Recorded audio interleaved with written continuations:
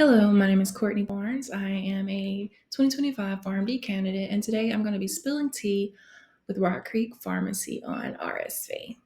Everything about RSV. All right. So, what is the tea on RSV? What is it?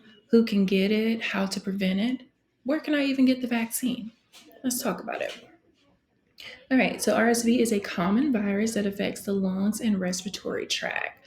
This virus can cause mild cold-like symptoms.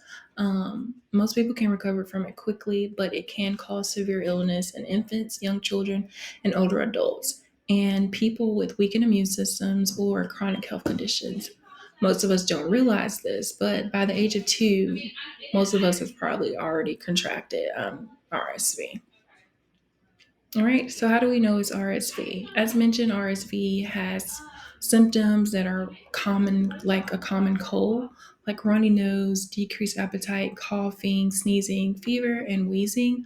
Um, Even though these are very similar to a common cold, you'll probably know that it's RSV if these symptoms last longer or if they're happening more often, like the wheezing and the coughing. It's probably something deeper than a common cold, which could probably be RSV. All right, so how does it spread? When we're young, we're all taught that sharing is caring, but not always the case when it comes to germs. Not the case at all when it comes to germs. RSV can be spread through um, droplets from coughs and sneezing. It can also be from direct contact with infected secretions such as saliva and mucus. That's why they recommend not kissing babies around this time or any time, actually. It can also come from contaminated surfaces such as doorknobs. All right, when should you seek help? So, as I mentioned before, RSV can lead to bronchitis, pneumonia, and difficulty breathing. If you're having any cold symptoms, I would go ahead and seek help at that time so you can figure out what is actually causing it. But another thing is when you're having trouble breathing, high fever or worsening symptoms, dehydration, or bluish lips and face, contact your doctor and get help as soon as possible. All right, so who is more at risk? So the patient populations that are most at risk when it comes to RSV are going to be infants, young children, and older adults. Okay. Um, Infants, especially those under 12 months, and it's usually due to their immune systems, are still in the early stages of development, especially premature infants and those with lung and heart conditions, they are definitely at a higher risk. When it comes to younger children, it's pretty much the same thing. Their immune systems are still developing, and you really want to look out for those ones with lung and heart conditions. When it comes to older adults, it was at one point, particularly those age 65 and older, but now it has been moved to 60 and older.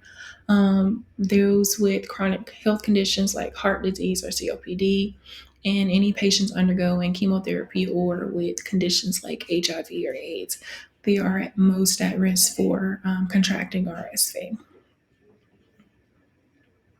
All right, so how do we prevent it? How do we stay safe from RSV? Just like with any disease, we want to make sure we have our hygiene practices. So wash your hands often with soap and water. Avoid touching your face with unwashed hands. Cover your mouth and nose when coughing or sneezing. You want to make sure that you're avoiding exposure. So limit contact with sick individuals, disinfect surfaces and toys regularly. And you also want to get vaccination. There is a vaccination, and we do have it here at Rock Creek Pharmacy that are approved for RSV, including for adults, women, and children. All right. And that's all we have. That is the tea on RSV. If you have any questions, you can see us at the pharmacy or comment on this post. Thank you for listening to my TED Talk.